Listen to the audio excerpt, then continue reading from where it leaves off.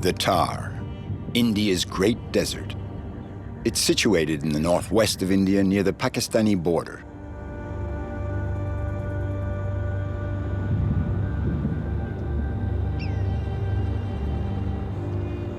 This expanse of sand, rock, and dust is the realm of scorching winds and storms that can obliterate everything.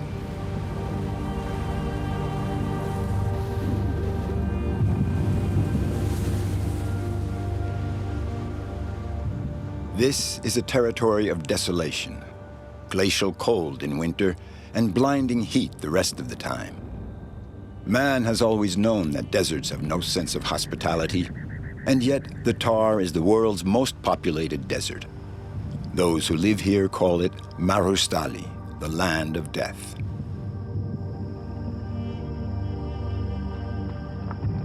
Pabu, a former nomad, is a man of the desert. He is an untouchable of the hunters' tribe, the Bhils, one of the lowest on the social scale. His life is hard, but Pabu is a happy man. The desert is part of him, and he is part of the desert. Nomad, big-hearted, free, and a musician. The Jaws harp, the oldest instrument in the world, keeps him company during his solitary nights in the desert. All the desert people, my uncles, my dad, they all play this instrument. When they're tending to their herds and they're on the move, they always carry one. And even if you don't know how to play, you carry it anyway. And you learn as you go along that you don't feel so alone. It's part of the people's life here. Pabu has taken Gandhi's words to heart. Everything that you do in life will be insignificant, but it is very important that you do it. With the energy of his convictions and the daring of his dreams, Pabu is striving to find any and every means of helping his community of untouchables.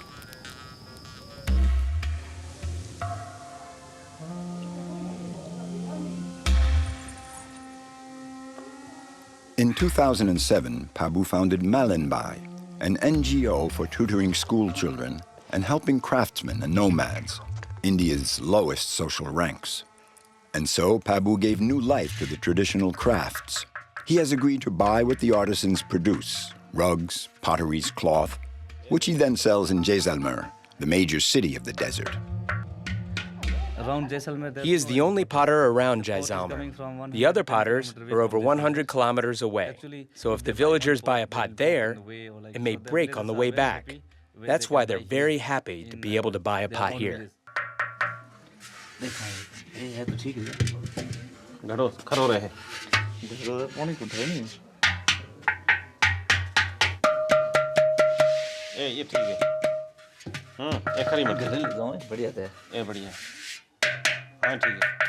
I have to travel very far, so I have to be very careful not to break any on the way.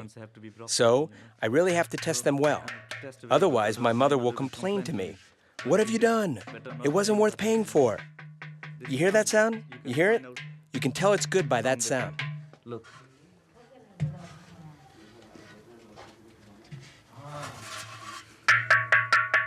This one's good.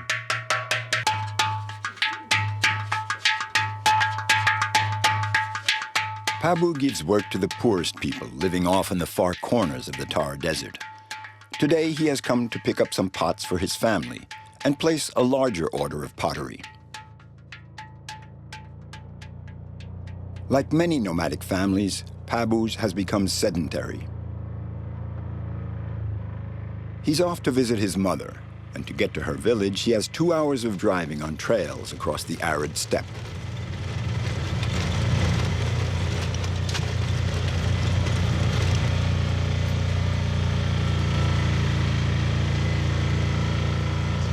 It's a very, very good car to use in the desert. It can carry 10 people, sometimes 11, sometimes even more. Because these people are all your family, you know, so nobody minds being crowded, really. It never breaks down, and if it happens to get stuck in the sand, you ask the whole family to push, no problems. So you can say that the rickshaw is really useful for the desert people here.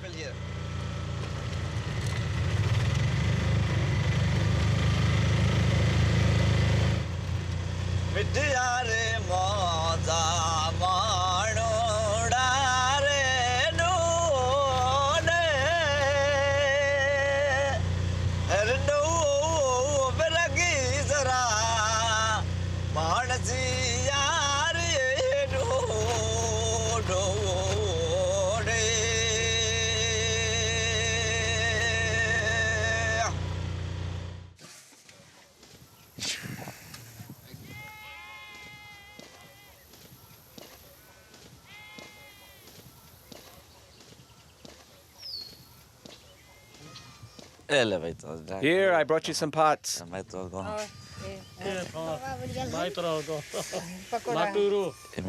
They come from the village of your ancestors. I bought them in Ada. I'm so glad to visit my family and bring them the pots, because what they really need here in the desert is to keep the water cool. And summer is coming, and in a month, it'll be really, really hot. So I brought pots from my mother. That first one there, that's for water. And these other two here are for making yogurt. And with the yogurt, we can make butter. It is vital for those living in the desert to help one another out. It's a question of survival for the Untouchables. This is the deep sense of Pabu's commitment in this harsh land where life is a struggle.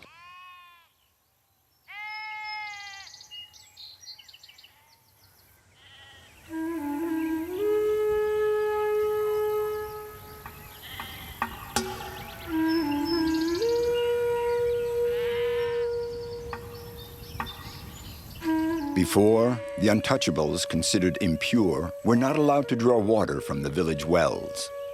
This is no longer the case. However, in the Thar Desert, the people at the bottom of the social ladder are still victims of injustice and even violence.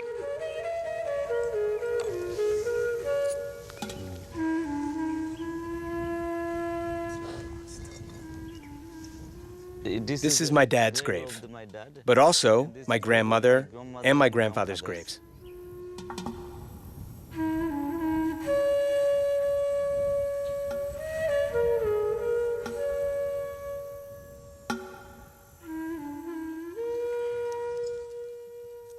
They don't respect the dead nor the graves.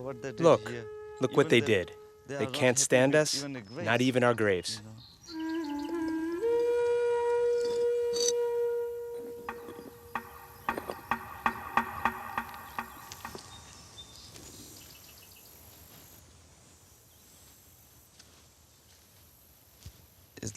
It's just as if they killed me when I see all this. How can I tell you how I feel? I'm really, really sad about this. I never could have expected anything like this to happen. I can't believe this. This should never, never be. I'm in true despair, really. It's just incredible what they did. My God.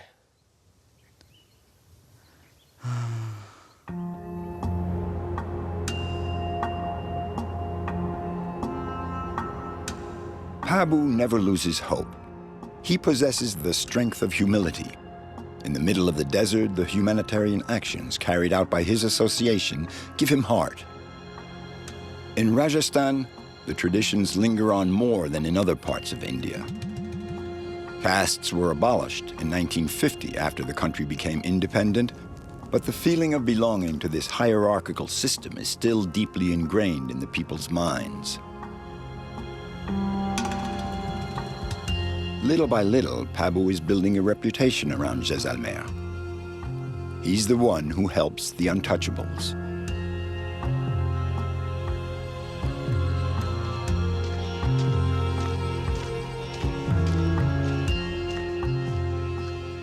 There are dozens of abandoned villages along the former spice and silk roads.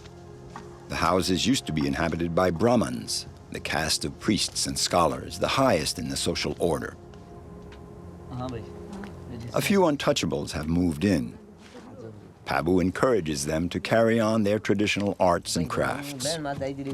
His association, Malanbai, is a life-giving force here in the Thar Desert. I used to live in a different village, along with 4 or 5 other families. We would make a kind of mixture, a resin for incense. We would come here to harvest it, and one day I just stayed and started working on my loom again. My grandfather taught this skill to my father, and he taught it to me. I've picked up weaving again, and now I'm the one carrying on the tradition.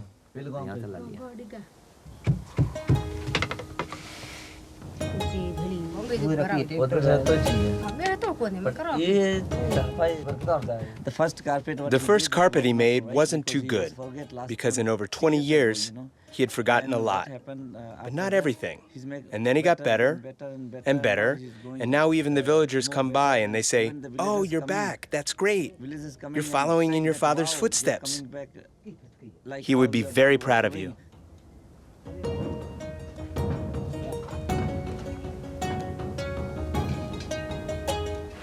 There has been water here for centuries. Existence revolves around a well. Life can take hold again in this abandoned village. Pabu has high hopes that his work will allow the villagers to settle here permanently, in spite of the harsh desert conditions. I come to fetch water every day. The jug has no time to rest. There are no other wells around here, so there are families from 5 or 6 different villages that all come to fetch water here. Hindu families, Muslim families, they sometimes come almost 10 kilometers away to get water here. They come on foot, by camel, or with whatever animal they have, even a donkey.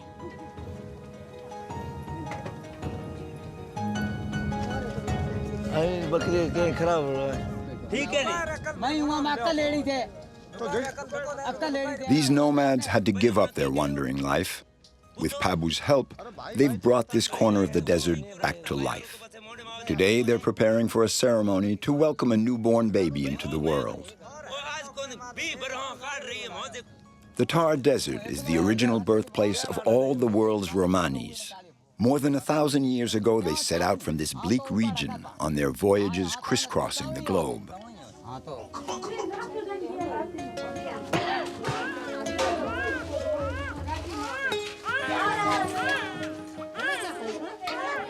Every day in these arid steppes of northern India, children are born, learn how to walk, to speak, to sing, and to fight for survival.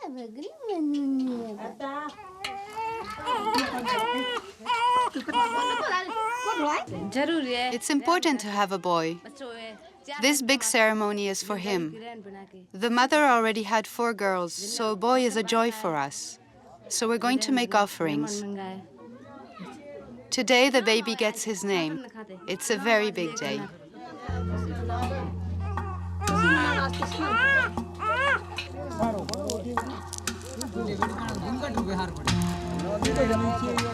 According to tradition, the shaman chooses the name and whispers it into the baby's ear.